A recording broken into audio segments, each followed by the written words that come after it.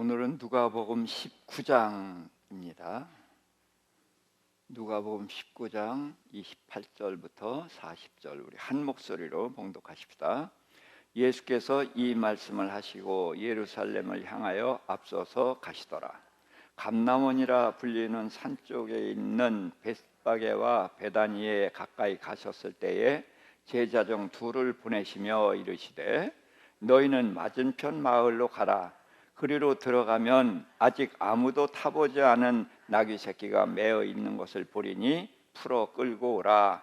만일 누가 너희에게 어찌하여 푸느냐 묻거든 말하기를 주가 쓰시겠다 하라 하시매 보내심을 받은 자들이 가서 그 말씀하신 대로 만난지라. 나귀 새끼를 풀 때에 그 임자들이 이르되 어찌하여 나귀 새끼를 푸느냐 대답하되 주께서 쓰시겠다 하고 그것을 예수께로 끌고 와서 자기들의 겉옷을 나귀 새끼 위에 걸쳐놓고 예수를 태우니 가실 때에 그들이 자기의 겉옷을 길에 펴더라. 이미 감람산 내리막길에 가까이 오심에 제자의 온 무리가 자기들이 본 바 모든 능한 일로 인하여 기뻐하며 큰 소리로 하나님을 찬양하며 이르되 찬송하리로다. 주의 이름으로 오시는 왕이여 하늘에는 평화요 가장 높은 곳에서는 영광이로다 하니 무리 중 어떤 바리새인들이 말하되 선생이여 당신의 제자들을 책망하소서 하거늘 대답하여 이르시되 내가 너희에게 말하노니 만일 이 사람들이 침묵하면 돌들이 소리 지으리라 하시니라. 아멘. 오늘은 예수님이 예루살렘 입성이라고 하죠. 예루살렘을 예수님이 이제 3번이나 4번 정도 가셨었다고 그렇게 보는데 여기서는 이제 나귀를 타고 들어가시죠. 그래서 이때의 모습을 이제 그냥 예루살렘 입성 그렇게 표현을 합니다. 자, 그래서 이제 예루살렘 입성에서 오늘 시간이 될지 모르겠습니다만은 빌라도의 뜰에까지 가시기까지의 과정을 살펴보고자 합니다. 예수께서 예루살렘을 향해서 가시다가 제자들을 이제 보내요. 맞은편 마을에 가면은 아무도 타보지 않은 나귀 새끼가 있으니까 풀어서 끌고 와라. 그래서 누가 왜 뭐 하려고 그러느냐 그러면은 주가 쓰시겠다 하라. 그래서 두 제자가 가서 그 말씀대로 나귀 새끼를 풀었어요. 그러니까 그 임자들이 묻죠. 어찌하여 나귀 새끼를 푸느냐? 그랬더니 주가 쓰시겠다. 주께서 쓰시겠다. 그랬더니 그들이 내줍니다. 자, 이 나귀가 예수님 거죠? 네. 예수님 거 아니에요. 그렇죠? 그리고 예수님이 거기 나귀 매는 주인하고 사전에 무슨 압력이 있었나요? 거기에 나귀 새끼 있는 걸 어떻게 아시죠? 다 예수님이 답사해 놓고 그렇게 하신 건가요? 예, 예수님의 눈에는 모든 것이 다 보여요. 그래서 거기 나귀가 있는데 어떤 나귀다? 예, 아무도 타보지 않은 나귀. 그리고 나귀 새끼란 말이에요. 그래서 가서 무조건 끌고 오라는 거예요. 그러니까 임자들이 당연히 묻죠. 왜 풀르냐? 그랬더니 주가 쓰시겠다. 이제 이게 무슨 뜻인가? 이제 이런 것들에 우리가 알아야 되는 보화가 감춰져 있거든요. 예수님이 천국 비유가 몇 가지죠? 7가지죠. 거기에 보면은 어떤 사람이 밭에 감추이는 보화를 봤어요. 그래가지고 그걸 감춰놓고 가서 자기 모든 소유를 다 팔아서 그 밭을 사죠. 그 다음에 뭐 할까요? 땅거부르기 기다려요? 예, 거기 보화를 캐내어 갖는 겁니다. 자, 그럼 이게 뭘까요? 전 이것이 성경 이야기라고 보거든요. 이 성경 얼마죠? 몇만 원이죠? 근데 이거를 몇만 원에 사는 게 아니라 어떻게 알아? 내 재산 전부를 주고 이걸 사라는 거예요. 왜? 보화 때문에. 근데 성경 읽으면 보물 나와요? 이렇게 하면 반지가 툭툭 튀어나오나요? 이게 이제 뭐냐면 이 속에 그 하나님이 우리에게 주시고 싶은 영원히 가져갈 수 있는, 영원히 우리가 누릴 수 있는 그런 것들을 이 속에다 감춰 두셨단 말이에요.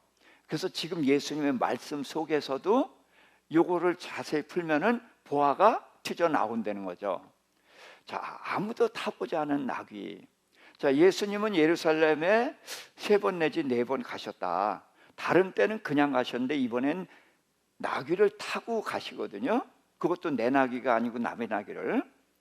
그래서 왜 나귀를 타고 들어가셔요? 어디로 향해 가셔요? 예루살렘. 예루살렘 무슨 도시예요? 이럴 때 예루살렘은 무슨 도시? 왕도시. 왕도시.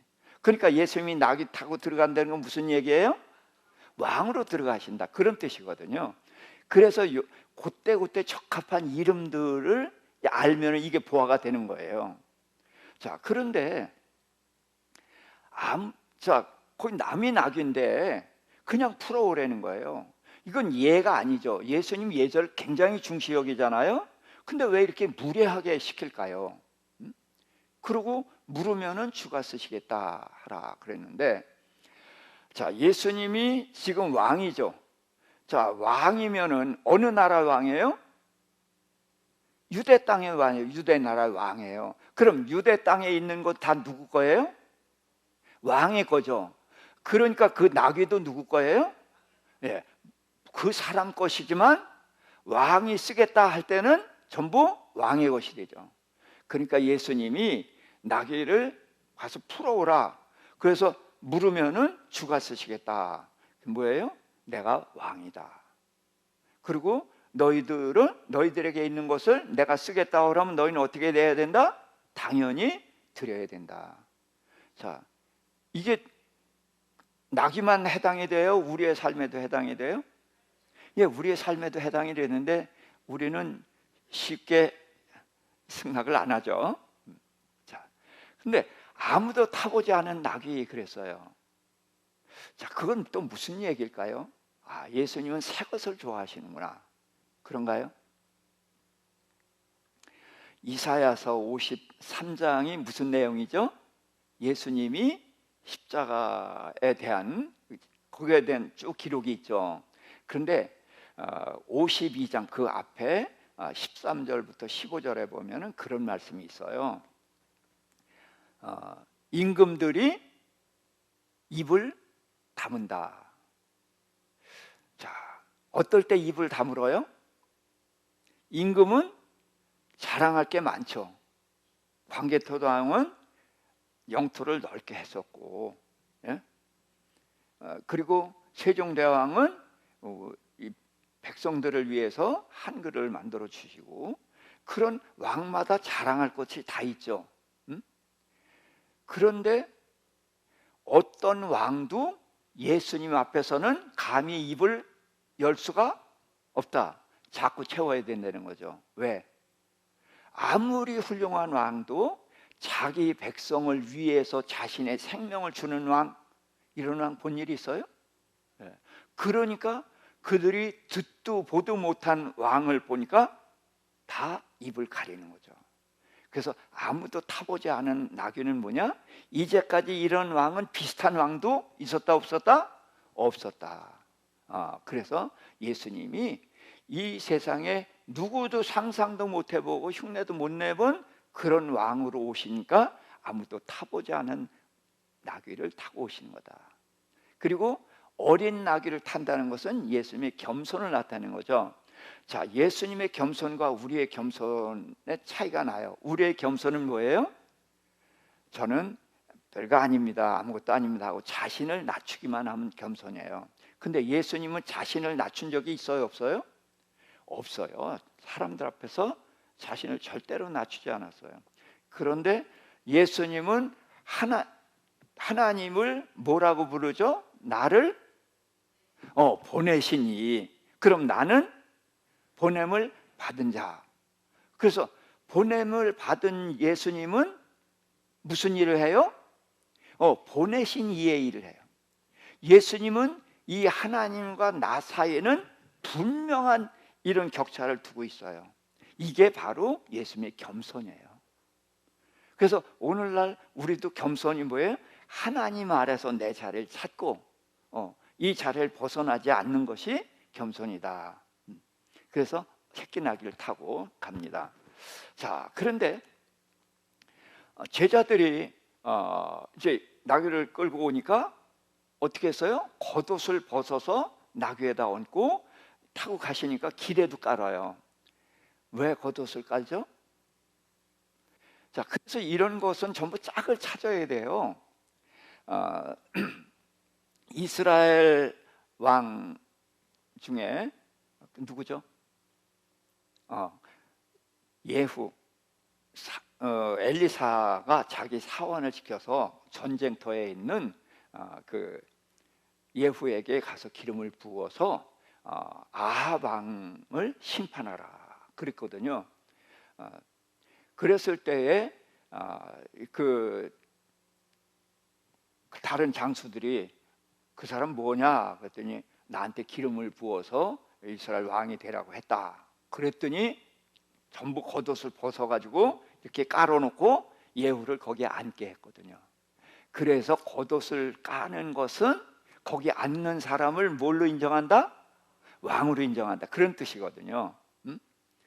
그래서 그들이 이제 찬송을 하는 거죠. 그래서 찬송하리라 주의 이름으로 오시는 왕이여. 그러면서 하늘에서는 평하여 가장 높은 곳에선 영광이로다. 자, 이게 시편에 있는 거예요. 시편에 있는 말씀인데 유대인들하고 우리 기독교인하고 공통점. 자, 누굴 믿죠? 여호와 하나님 믿어요. 우리도 여호와 하나님 믿어요. 누구 기다려요? 메시아 기다리고 우리도 메시아 기다려요. 그리스도 기다려요. 그런데 차이가 뭐예요? 유대인들은 아직 오지 않은 메시아 또는 예수가 아닌 메시아를 기다리고 있는 거고, 우리는 오셨다가 가셨다가 다시 오실 예수 그리스도를 기다리는 거란 말이에요. 그래서 이제 이런 공통점과 차이점을 알게 되면 성경 이해하는 데 굉장히 도움이 되죠. 자, 그러니까 바리새인들도 이 찬양을 알아요. 이 찬양은 누구한테 하는 찬양이에요? 메시아 그리스도에게 하는 찬양이거든. 그러니까 바리새인들은 예수님을 메시아로 그리스도로 인정하지 않으니까 꾸짖으라. 그러니까 만일 이 사람들이 침묵한다면은 저기 있는 돌들이 소리 질 것이다. 왜? 메시아가 오셨다는 것이 얼마나 놀라운 일이고 우리 인간들에게 얼마나 큰 복인지 그거를 사람들이 안 하면은 이 돌들이, 그러니까 돌들이 외치게 된다는 거예요. 근데 우리가 이런 감격을 가지고 예수님을 맞이해야 되죠. 그러니까 이런 것을 이제 보면서, 자, 그렇게 해서 예루살렘으로 이제 오셨어요. 자, 근데 이제 그 유월절이 됐을 때에 예수님께서 베드로와 요한을 보내면서 너희가 성내로 들어가면은 물동이를 가지고 가는 사람을 만날 거다 그래요. 자, 성에 가서 물동이를 입고 가는 사람을 만나기가 이게 쉽지 않죠. 예. 왜? 물동이를 입고 있는 사람 서 있어요, 움직여요? 움직여요. 가는 제자들도 움직여요. 움직이는 둘이 만난다? 이게 쉬운 일이에요, 어려운 일이에요? 이게 불가능한 일이에요. 그래서 그러면 그 사람을 무조건 따라가라는 거예요. 물 깃는 사람이 그 사람 한 사람일 리도 없고, 그런데 만나면은 그를 따라가라. 그래서 그 어느 집으로 들어가면은 그 집주인에게 우리 주님께서 내가 유월절 먹을 객실이 어디 있느냐 하고 물으라는 거예요. 자, 그러면은 큰 다락방을 보여줄 거니까 거기서 유월절을 준비하라. 자, 그러니까 이런 것은 우리로서는 상상이 안 되는 이야기죠. 그렇지만 예수님이 누구예요? 하나님이셔요. 그러니까 하나님에게는 불가능한 일이 없는 거죠. 그래서 제자들이 가서 누구 만나서 얘기하다가 시간 놓치는 일이 없어. 그래서 늦게 가더라도 반드시 만나게 되는 거예요. 이게 하나님의 스케줄이거든요. 자, 그렇게 해서 이제 그 마가의 다락방에 이제 그 유월절 의식을 위해서 이제 준비를 했어요. 자, 그러면서 예수님이 이제 그 다락방에 가셔서 그 유월절을 이렇게 내가 고난 받기 전에 이 유월절 먹기를 고대하고 고대했다. 왜? 예수님이 이 유월절 양식을 먹고 그 이튿날 십자가에 달려 죽으시는 거거든요. 그래서 유월절 예수님이 무슨 양이에요? 유월절 양. 그러니까 유월절이 이제 저녁부터 시작돼서 그 이튿날까지니까 이 저녁에 유월절 의식을 행하고 밤중에 겟세마네 동산에서 기도하다가 밤중에 잡혀서 마침내 이제 빌라도의 뜰에까지 가게 되는 거죠. 자, 그러면서 이제 음식을 같이 드셨어요. 빵도 드시고 이제 그렇게 하는데 떡을 가져다가 감사기도 하시고 떼어서 줍니다. 그러니까 떡은 이렇게 한 덩어리였을 거예요. 하나를 갖다가 이게 이제 무슨 병? 무슨 병? 무교병. 무교병이 무슨 뜻이에요? 누룩을 넣지 않은 떡. 자, 누룩은 뭘 예표해요? 예, 죄를 예표해요. 그러니까 누룩이 없는 떡이라는 것은 죄 없는 삶을 살아가는 것을 나타내는 것입니다. 그래서 유월절에 무교병을 먹고 또 유월절이 며칠? 1월 14일. 그 다음에 붙어 나오는 절기가 뭐죠? 무교절. 며칠? 7일. 그래서 무교절은 뭐 하는 거예요? 역시 무교병을 먹는 절기예요. 그래서 유월절은 양의 피를 문에 발라서 구원을 얻는 거죠. 그래서 예수님을 무슨 양? 유월절 양. 또 다른 말로 무슨 양? 무슨 양?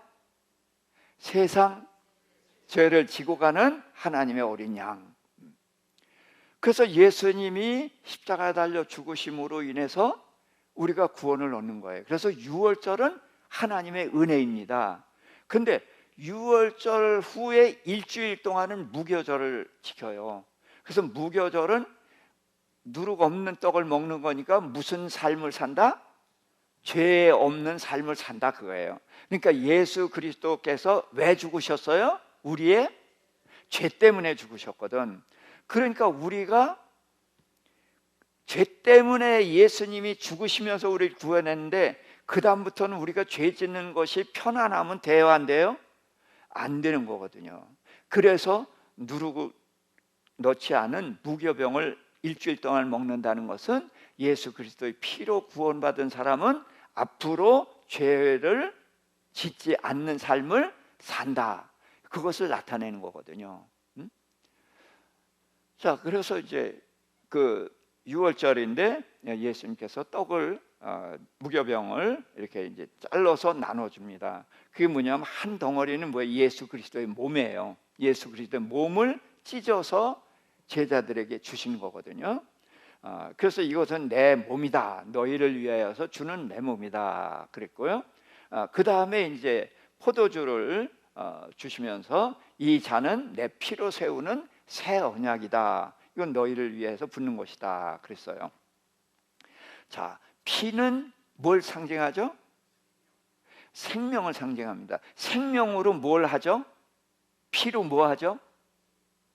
죄를 씻어요. 예. 그러니까 죄는 염산으로 씻으면 닦아져요? 죄는 피로만 씻어져요. 피가 뭐예요? 생명이죠. 그래서 죄를 지면은 양을 끌고 가고 죄를 고백하면은 양의 머리에 안수할 때 고백한 죄가 양에게 가고, 무슨 양? 하얀 양, 까만 양? 예, 흠이 없는 양입니다. 까만 양도 됩니다. 이거는 흠이 없다는 것은 뭐예요? 죄가 없는 것을 말하는 거예요. 그러니까 예수님이 이제 죄 없는 양이죠. 그래서 양이 죽을 때 내 죄 사하는데, 돌아가다가 금방 죄를 짓고 또 해야 되단 말이에요. 그런데 예수님께서는 단번에 영원한 제사를 드리셔서, 그래서 이제 우리를 죄에서 구원해 내신단 말이에요. 그래서 언약의 피다라는 것은 예수 그리스도께서 생명을 던져서 우리를 구원했다는 것을 이제 믿는 거예요. 여기서 이제 구원이에요, 이게.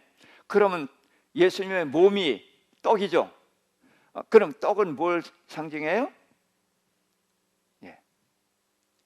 피로 깨끗해지고 피로 거듭나는 거예요. 생명을 얻는 거예요. 그리고 말씀은 거룩해지는 겁니다. 하나님의 말씀으로 거룩해진다. 그래서 우리가 예수님의 보혈의 피는 찬송을 하면서 말씀에 대한 것을 자꾸 놓쳐요. 말씀하면 그냥 기념하라, 이렇게만. 여기도 기념 그랬잖아. 이를 행하여 나를 기념하라. 그러니까 예수님 기념하는 거야. 근데 그렇게 간단한 것이 아니라, 말씀은 우리로 말씀을 행하게 되면 거룩해지죠. 거룩이 뭐예요? 예, 달라지는 거예요. 어떻게 달라져요? 말씀으로 달라지고 하나님 때문에 달라지는 걸 거룩이라고 한단 말이에요. 그래서 우리는 예수님의 보혈의 피로 구원을 얻었단 말이에요. 구원을 얻은 후에는 하나님의 말씀으로 우리가 거룩해져야 되는 거예요. 달라지는 것입니다. 그래서 성찬식은 바로 우리의 구원과 구원받은 자의 삶을 연결해서 설명해 주신 것이다. 꼭 그렇게 이해하시길 바랍니다. 그래서 예수님의 피로 죄사함을 받고 거듭났어요. 그러면은 뭘 먹어야 돼요? 말씀을 먹어야 되는 거예요. 어렸을 때는 젖 같은 예수 믿으면 구원 얻는다, 은혜 받고 뭐하고 그냥 입만 대고 쭉쭉 빨기만 하면 되는 말씀들로 시작돼요. 그러다가 나중엔 복음과 함께 고난도 받으라. 그래서 젖만 먹는 것이 아니라 단단한 음식도 먹어야 된다. 이제 그렇게 해서 자꾸 발전해 나가는 것이죠. 그래서 성찬식을 통해서 예수님이 어떤 분이시냐, 우리에게 무엇을 주시냐를 이제 설명해 주셨어요. 자, 그리고 성찬식 후에 이제 겟세마네 동산으로 가시죠. 이제 예수님께서 겟세마네 동산에 가시면서 갑자기 고민하고 슬퍼하셔요. 그러면서 내 마음이 어떻다고요? 매우 고민하여 죽게 됐다. 그래서 너는 여기 머물러 있으면서 나와 함께 깨어 있으라. 그래서 여기 제자 얘기는 빼고 그냥 예수님 얘기로만 가겠어요. 그러고서는 얼굴을 땅에 대시고 엎드려 기도해요. 뭐라고 기도했어요?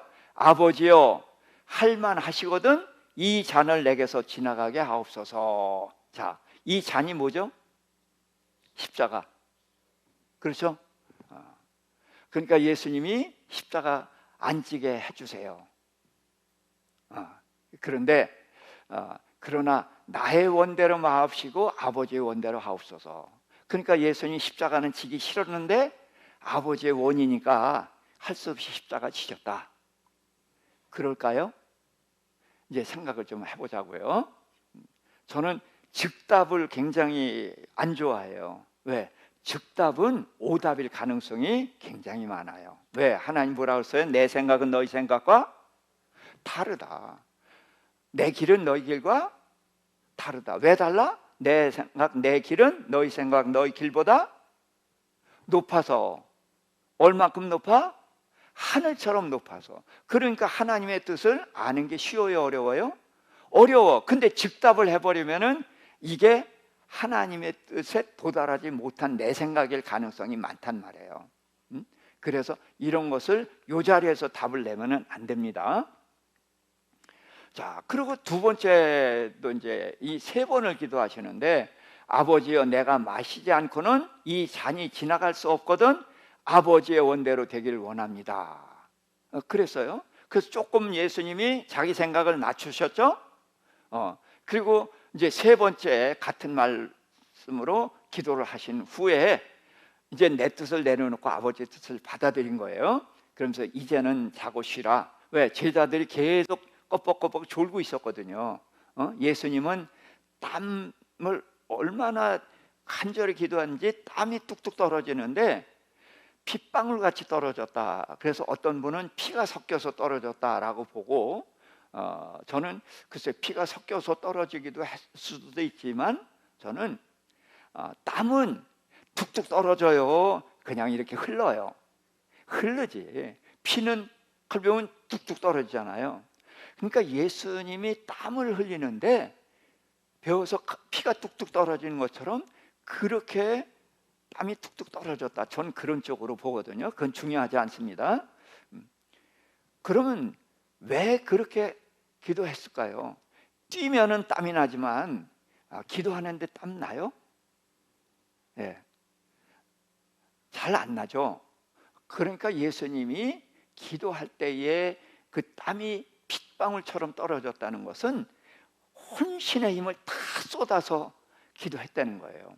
그래서 예수님이 그 기도해서 땀방울이 떨어지다 보니까 기력을 상실했어요. 그래서 십자가에서 6시간밖에 못 계시고 돌아가셨다고 보거든요. 자, 그러면서 이제는 자고 쉬라. 때가 가까이 왔으니 인자가 죄인의 손에 팔리느니라. 그래서 누가 그 사람들 끌고 와서요? 예, 가룟 유다가 여기 겟세마네 동산까지 끌고 왔습니다. 자, 그런데 예수님이 십자가를 피했을 것이다. 십자가를 좀 안 지게 해달라 그랬을 거다라고 하는데, 자, 요한복음 12장 23절 시작. 예수께서 이르시되 인자가 영광을 얻을 때가 왔도다. 자, 인자가 영광을 얻을 때가 언제예요? 십자가죠. 십자가 지시는 게 영광이라고 그래요. 근데 그게 영광인데 그 영광을 피하게 해주세요. 그럼 말이 돼요, 안 돼요? 안 돼요. 마태복음 10장 28절 시작. 몸은 죽여도 영혼을 죽이지 못하는 자를 두려워 말고 몸과 영혼을 지옥에 멸하실 수 있는 일을 두려워하라. 자, 몸은 죽여도 영혼을 죽이지 못하는 자가 누구예요? 사람이죠. 그렇죠? 사람이 나를 죽일 수 있어요. 그러니까 예수님도 몸은 죽여도 영혼은 죽이지 못하는 사람들이 죽인 거죠, 예수님을. 그런 거를 두려워하라, 두려워하지 말라? 두려워 말라 하신 분이 예수님이 두려워했다. 그러면 예수님은 저나 별 차이 없네. 저는 잘 가르치긴 하지만 그대로 못 살거든. 근데 예수님도 그런 분일까요? 예, 아니죠. 저는 두려워 말라고 가르치면서도 두려워하거든요. 근데 예수님이 두려워 말라고 가르치고 두려워하셨겠어요? 아니죠. 그래서 누굴 두려워하라? 몸과 영혼을 지옥에 멸하시는 분 누구? 하나님을 두려워하라. 그러니까 예수님이 언행이 다른 분이 아니죠. 그러니까 십자가를 피하고 싶었다는 거 아니죠. 그래서 더 읽어보겠습니다. 마태복음 12장 39절 예수께서 대답하시되 악하고 음란한 세대가 표적을 구하나 선지자 요나의 표적 밖에는 보일 표적이 없느니라. 요나의 표적이 뭐예요? 죽어서 땅속에 들어갔다가 3일 만에 나오는 거. 그렇죠? 그러니까 예수님은 늘상 십자가 이야기를 아무렇지도 않게 말씀하고 계셔요. 그렇죠? 그러니까 십자가를 피하려고 했다. 이건 아니죠. 또 마태복음 16장 21절 이때부터 예수께서 예루살렘에 올라가 장로들과 대제사장들과 서기관들에게 많은 고난을 받고 죽임을 당하고 제3일에 살아나야 할 것을 제자들에게 비로소 나타내시니, 이때 베드로가 뭐라고 했어요? 절대로 그렇게 하면 안 됩니다 했다가 예수님이 뭐라고 고통시켰어요? 사탄아 물러가라 그랬단 말이에요. 그러니까 예수님은 이때가 언제예요? 예수님이 물었어요. 사람들이 나를 누구라 하느냐? 그래서 어떤 사람 선지자 누구 그러니까 너희는 나를 누구라 하냐 했을 때 베드로가 주는 그리스도시요 하나님의 아들이십니다 라는 고백을 했단 말이에요. 그 고백 후에 이 말씀을 하셨거든. 그러니까 예수님은 그리스도로서 죽고 고난당하고 죽고 3일 만에 부활하시는 것을 빼놓으면 그리스도예요? 아니에요? 아니에요. 아무것도 아니에요. 예수님은 그거 빼면. 그래서 자, 마태복음 16장 25절 누구든지 제 목숨을 구원하고자 하면 잃을 것이요 누구든지 나를 위하여 제 목숨을 잃으면 찾으리라.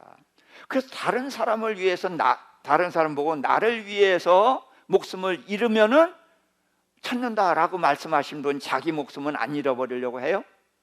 그러니까 전혀 아니란 말이에요. 그렇죠? 그러니까 우리가 성경을 볼 때 그 자리에서 답을 찾아내는 이거는 좀 피해야 돼요. 그 자리에서 답이 나오는 게 그렇게 많지 않아요. 그래서 다른 짝을 찾고 성경을 여기저기 이렇게 같이 보다 보면은 선명하게 답이 드러나거든요. 그래서 예수님께서 피하고 싶었던 것은 십자가가 아니라는 건 확인이 됐죠? 자, 예수님이 기도하셨던 동산 이름이 뭐예요? 겟세마네. 겟세마네가 무슨 뜻이라고요? 기름 짜는 틀. 저는 이 이름이 참 의미가 있다고 생각해요. 기름을 짤 때는 그냥 대충 눌러서 짜요? 돌리고 돌려서 누르고 눌러서 거기서 짜지는 게 기름이잖아요. 근데 예수님이 기도를 어떤 식으로 했다? 기름 짜듯이 했다. 기름 짜듯이 하니까 그 몸에서 물이 쏟아져 나오고 피도 쏟아져 나왔을 것이다. 그래서 예수님이 겟세마네 동산에서 기도한 것은 지역 이름도 같이 예수님의 생애를 설명하고 있죠. 자, 그렇게 해서 예수님은 겟세마네 동산에서 기도를 하시다가 이제 잡혀갔어요. 자, 예수님이 잡혀갔는데, 자, 예수님이 그 밤에 한 곳에 끌려간 게 아니에요. 여러 곳을 다녔거든요. 6이라는 숫자는 무슨 수? 사람의 수, 짐승의 수, 또 마귀의 수. 그러니까 예수님이 6번 끌려다니면서 재판을 받았다는 것은 사람의 재판, 또 마귀의 재판, 그걸 받았다는 거예요. 자, 재판은 낮에 받아요? 밤에 받아요? 예, 낮에 하는 거예요, 재판은. 그런데 밤에 했다는 거죠. 그러니까 어둠의 재판인 거예요. 자, 그래서 제일 처음에 이제 어디로 가냐면 예수를 잡아 결박하여서 안나스에게로 갔는데, 안나스도 대제사장이에요. 근데 대제사장이 이제 아론 같은 때는 한 사람이었잖아요. 그런데 그 아들이 아들 낳고 하다 보니까 예수님 시대에는 대제사장 후손들이 많잖아요. 그러니까 그 사람들이 돌아가면서 대제사장을 하는 거예요. 그래서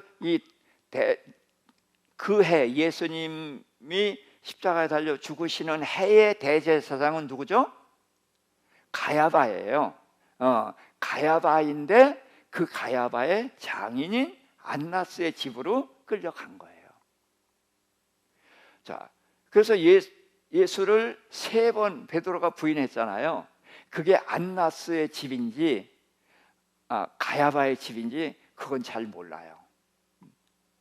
어쨌든 3번 부인을 했는데 대제사장의 집은 분명하니까. 자, 그리고 이제 가야바가 어떤 사람이냐면 예수님이 나사로를 살렸을 때에 이제 그들이 다 걱정을 하는 거예요. 자, 예수님이 죽은 자 나사로를 살리고 그러니까 온 이스라엘 사람들이 다 예수님을 따를 거 아니에요. 그러면은 예수님이 뭐가 되는 거예요? 메시아가 되는 거예요. 그리스도가 되는 거예요. 그리스도가 되면은 우리는 그리스도가 십자가 지고 죽는 걸로 알지만 유대인들이 기다리는 메시아는 어떤 메시아예요? 십자가에 죽는 메시아가 아니라 누구처럼? 다윗처럼 왕이 되는 거예요. 다윗이 왕이 돼서 어떻게 해요? 많은 나라를 쳐부수고 부강한 나라를 만들었잖아요. 그러니까 메시아가 오면은 당장 어디부터 쳐부술 거다? 로마 쳐부수고 이 나라를 회복할 거다. 그렇게 알고 제자들도 그렇게 기다렸거든요.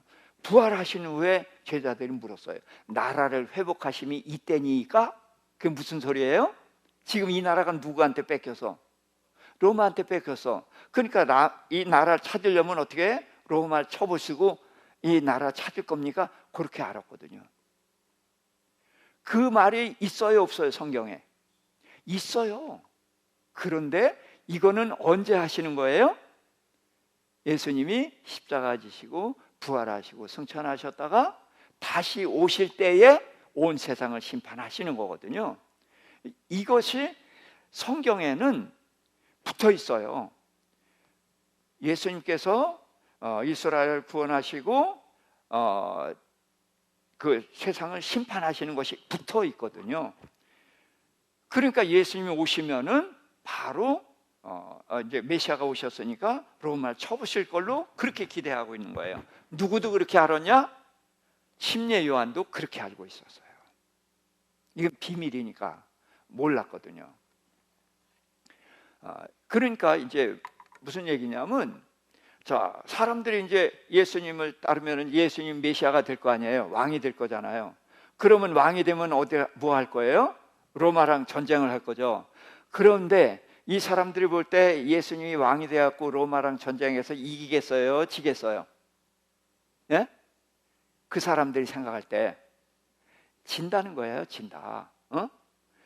그러면 이 나라는 로마에 대항했다가 지면은 어떻게 해요? 엄청난 핍박이 있을 거고 많은 사람이 죽을 거 아니에요. 그러니까 이 나라 이러면 이러다가 이제 나라 망한다. 그러니까 그때의 대제사장인 가야바가 야, 걱정할 거 없어. 한 사람만 죽으면 돼. 무슨 얘기예요? 예수만 죽여버리면 해결된다는 거예요.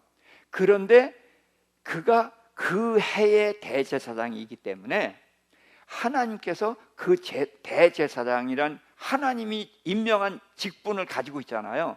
그러니까 그 대제사장의 말이 그는 개인적으로 예수 죽여버리자 그러면 해결돼 라고 한 말이지만 하나님께서는 그가 대제사장이기 때문에 그 말을 쓰셔. 그래서 한 사람이 백성을 위해서 죽는 것이 유익하다. 근데 예수님이 백성을 위해서 죽으시는 거 맞죠? 그래서 백성들에게 유익을 주시죠. 맞죠?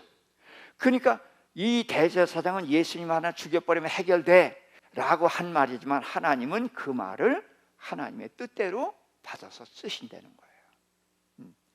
이제 그런 이야기입니다. 그래서 이제 거기에 있다가 예수님한테 질문을 하는데 대답을 할까요? 안 할까요? 예수님 대답을 안 하십니다. 그랬더니 이제 그 안나스가 이제 예수를 결박한 대로 대제사장 가야바의 집으로 보내요.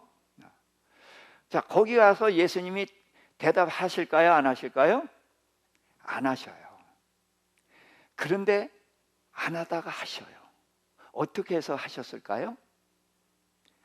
대제사장이 맹색한, 여호와 이름으로 맹색한데 너 메시아 맞아? 이렇게 물은 거예요. 너 그리스도 맞냐? 그랬더니 예수님이 내 말이 옳도다. 그래서 인정을 해줘요. 왜 그러냐? 하나님의 이름으로 맹세를 시키니까 예수님은 하나님의 이름을 가볍게 여길 수가 없잖아요. 그래서 하나님의 이름으로 맹세시키니까 사실을 얘기해 주는 거예요. 이런 거 하나하나가 굉장히 예수님이 어떤 분인지를 아는데 도움이 되는 것입니다. 자, 그렇게 해서 이제 대제사장 가야바 집에서 이제 신문을 하다가 그 다음에는 이제 어디로 갔느냐? 이제 공회로 갔어요. 대제사장들과 서기관들이 모여서 예수를 공회로 끌어들였어요. 자, 공회는 이스라엘의 최고 의결 기관이에요. 우리로 말하면은 좀 우리나 쟤네 공회나 좀 비슷하다 하긴. 우리로 말하면 어디? 국회. 우리 국회나 쟤네들 공회나 중국말로 이제 차부도 그러는데 비슷하다 그런 얘기인데, 그 정말 한심한 사람들이 있는 건 똑같아요. 그렇죠? 그런데 예수님은 그 사람들이 한심한 사람들이 있어도 이게 이스라엘을 대표하는 의결 기관이라는 걸 인정해서 거기서는 정식으로 대답을 해주셔요. 그래서 네가 그리스도냐? 그렇게 물었어요. 그랬더니 내가 말할지라도 너희가 믿지 않을 것이고 또 내가 물어도 너희는 대답을 안 할 것이다. 자, 그들이 예수님께 이제 질문을 했단 말이에요. 그랬더니 예수님이 내 말에 질문하면 나도 대답을 해주겠다. 그건 뭐냐? 그랬더니 침례 요한이 하늘로부터 왔느냐 사람으로부터 왔느냐. 그랬더니 그들이 대답을 해야 하네요. 몰라서 대답 못해요? 다 알아요. 근데 뭘 알아요? 하나님으로부터 왔다는 걸 알아. 그런데 그거는 인정을 안 하려고 그러거든. 그러면 네가 근데 왜 그를 안 따랐느냐 안 믿었느냐 할 거고, 하나님으로서 오지 않았다라고 말하면 백성들이 들고 일어날 거 같으니까 무서워서 우리 몰라 그러는 거예요. 그래? 그러니까 이들은 대답을 한 거예요? 안 한 거예요? 안 한 거예요. 그랬더니 예수님이 나도 너희 말에 대답을 안 하겠다 이렇게 하셔요. 자, 그런데 그러니까 내가 물어도 너희가 대답할 거다 안 할 거다? 안 할 거다. 그러니까 너희들하고는 아무 상관도 없는 것 같지만 이 자리가 이스라엘의 공회이기 때문에 나는 말하는 거야. 그러면서 내가 이제부터 인자가 하나님 우편에, 하나님 권능의 우편에 앉아 있으리라. 무슨 얘기예요? 내가 메시아다, 그리스도다, 그렇게 말씀하시는 거예요. 그랬더니 그러면 내가 하나님의 아들이냐?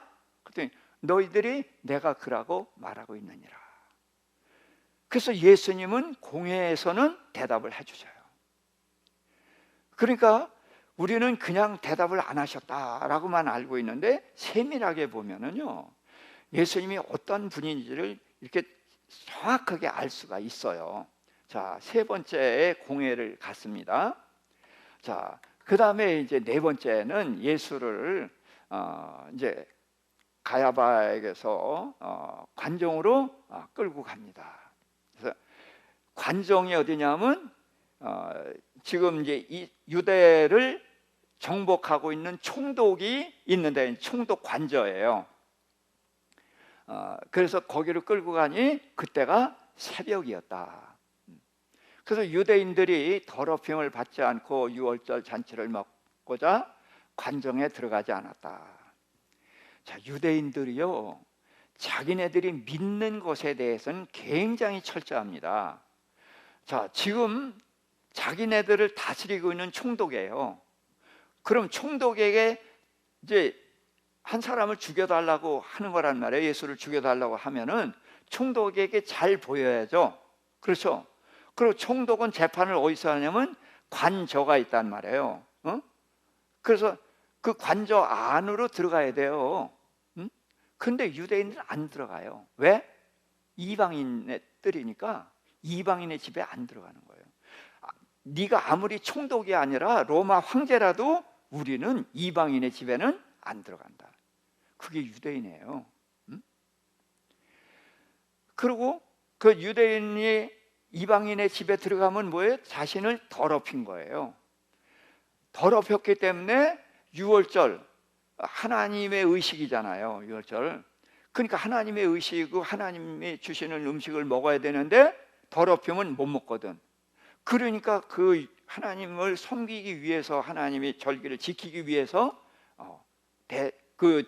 총독의 집에도 안 들어가는 거예요.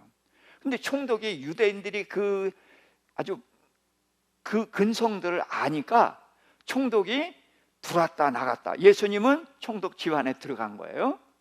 그리고 이 총독이 나갔다 들어갔다 하면서 재판을 하는 거예요. 참 이해가 안 가죠. 아무리 총독이라도 유대인들은 그 고집을 꺾을 수 없으니까 그렇게 하는 거예요. 그러니까 이들이 다 뭐 때문에 그래요? 하나님 믿는 믿음 때문에 그러는 거예요. 대단한 믿음이에요. 근데 이 믿음이, 문제는 하나님의 뜻하고는 다른 믿음이라는 게, 이게 문제지.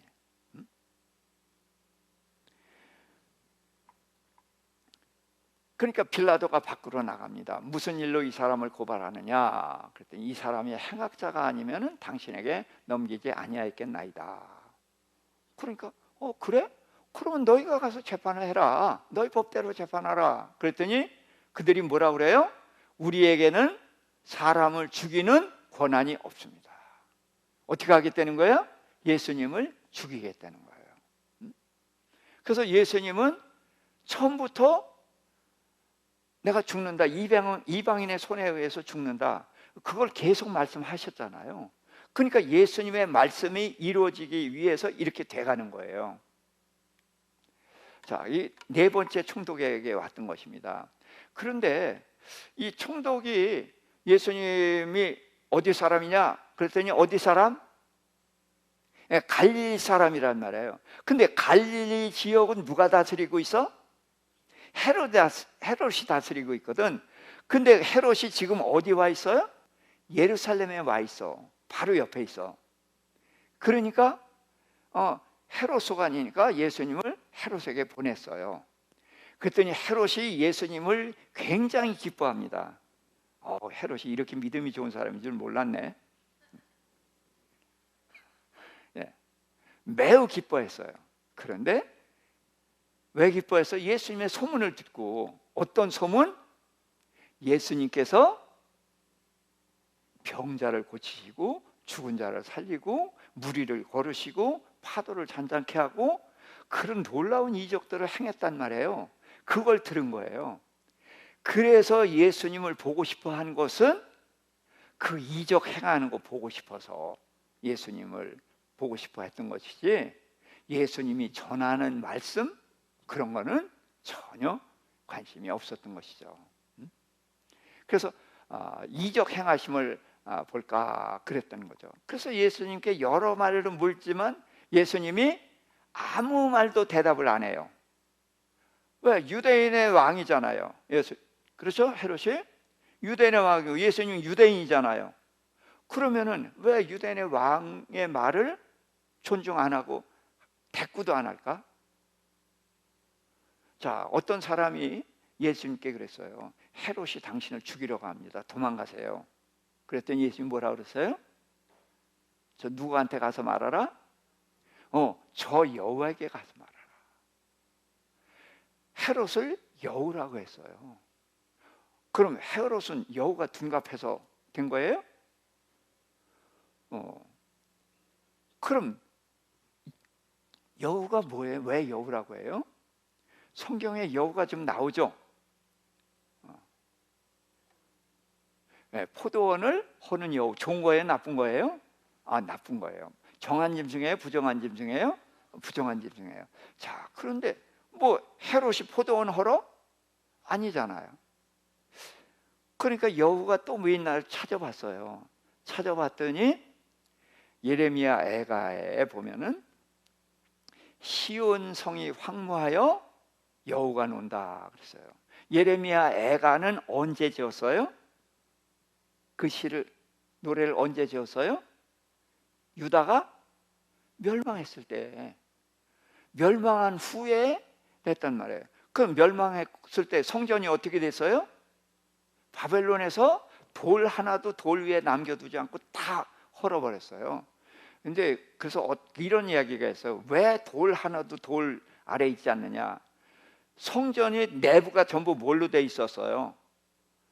아니, 내부 안에가 이 아내가 황금으로 다 붙여놨었잖아요. 예? 성막에서부터. 그래서 적이 쳐들어오면 다급하면 어떻게 이거 뜯어내서 갖다 주고 그랬단 말이에요. 자, 그런데 그 바벨론이 성전을 허물어 보니까 금이 있어요, 없어요? 이미 다 털려버리고 없었던 거야. 그러니까 여기 성전이 금이 있다고 그랬는데, 그러니까 돌 밑에 그 돌 쌓아놓은 그 밑에 있지 않나 해서 돌 하나도 돌 위에 남겨두지 않고 다 무너뜨렸다는 거죠. 그런데 그들은 황금 찾으려고 무너뜨렸지만 결국 누구의 말씀을 이룬 거예요? 하나님의 말씀. 돌 하나도 돌 위에 놓이지 않으리라는 그 말씀을 이루기 위해서 그들은 돌을 전부 무너뜨린 거란 말이에요. 자, 그런데 시온산이 어디죠?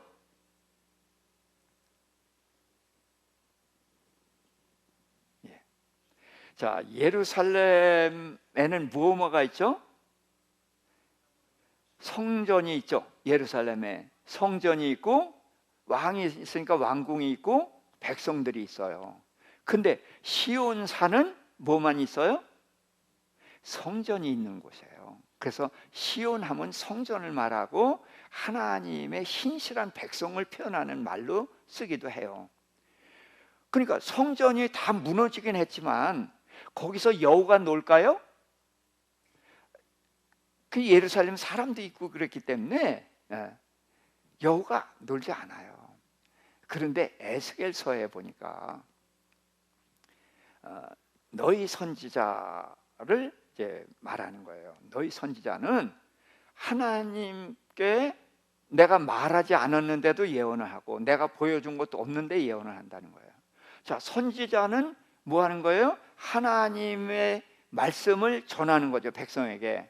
그래서 하나님이 보여주신 것을 그걸 얘기하고, 그래서 예레미야에게 하나님 물어주셨어요. 뭐가 보이느냐? 예, 가마가 보입니다. 근데 가마가 어떻게 해요? 북쪽에서부터 남쪽으로 기울어집니다. 그러니까 거기에 있는 펄펄 끓는 물이 어떻게 돼? 쏟아져 내리지. 그래서 북쪽에서 쳐들어올 것이다. 그걸 보여주고 말씀하게 했단 말이에요. 그게 선지자예요. 그런데 이 이스라엘의 지금 선지자들은 하나님이 보여주신 거 있어요? 없어요. 하나님께 들은 거 있어요? 없어요. 그런데 말해. 그건 어디서 나온 거예요? 내 속에서. 내가 만들어낸 거를 한다는 말이에요.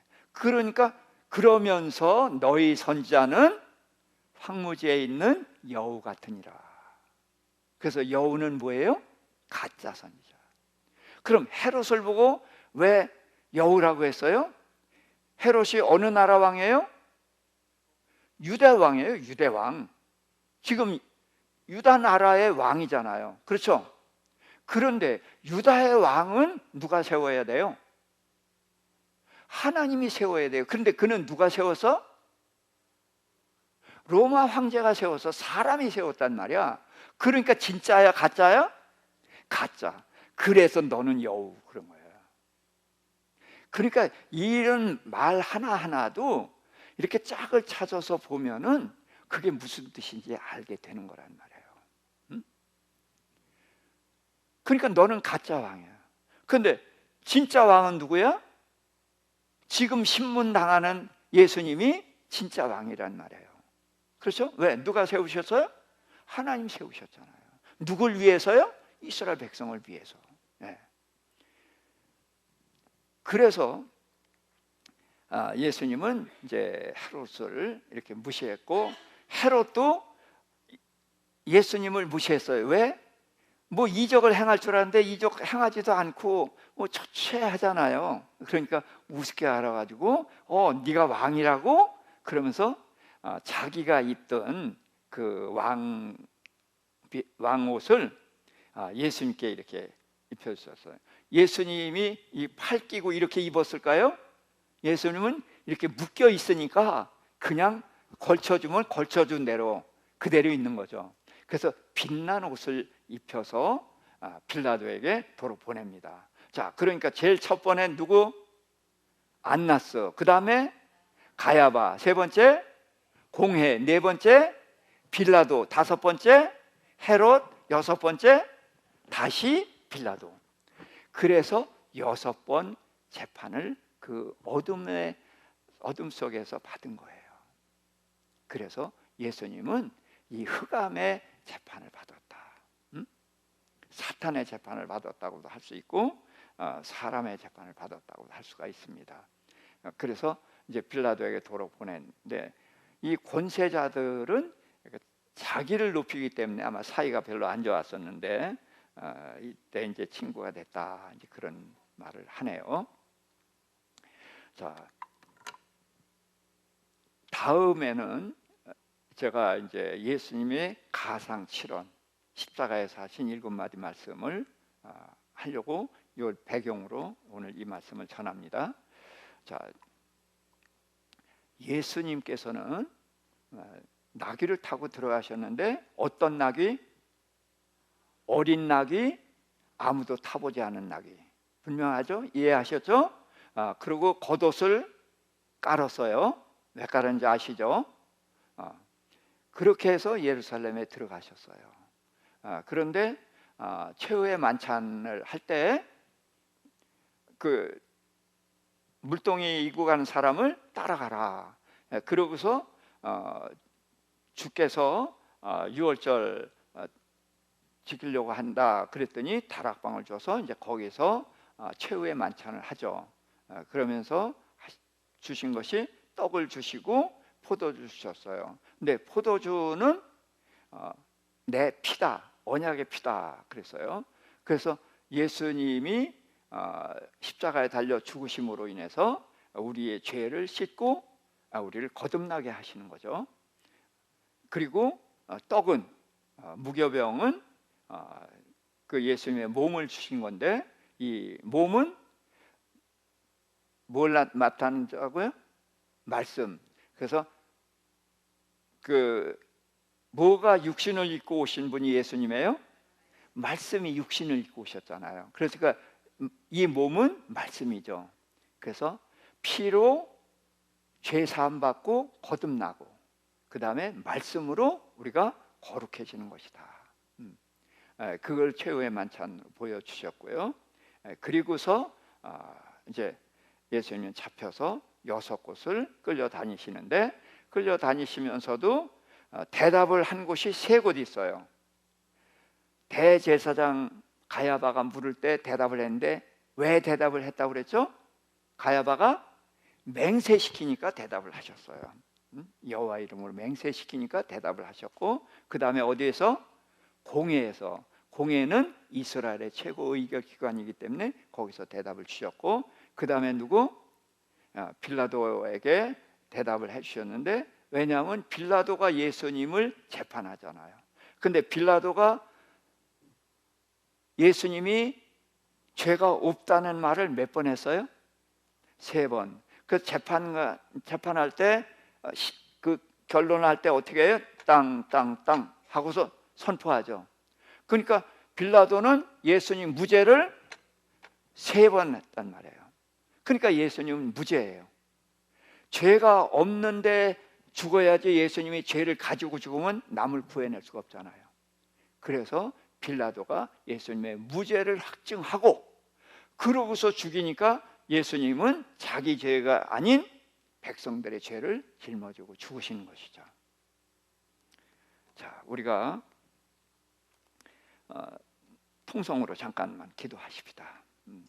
예수님이 우리가 지금 사순절 기간인데 이 기간 동안에 예수님의 생애를 한번 돌아보는 그러면서 그 교훈을 우리의 마음에 새기고 주님의 부활하신 주님을 만나는 그런 저희들이 됐으면 합니다. 주여, 주여, 주여.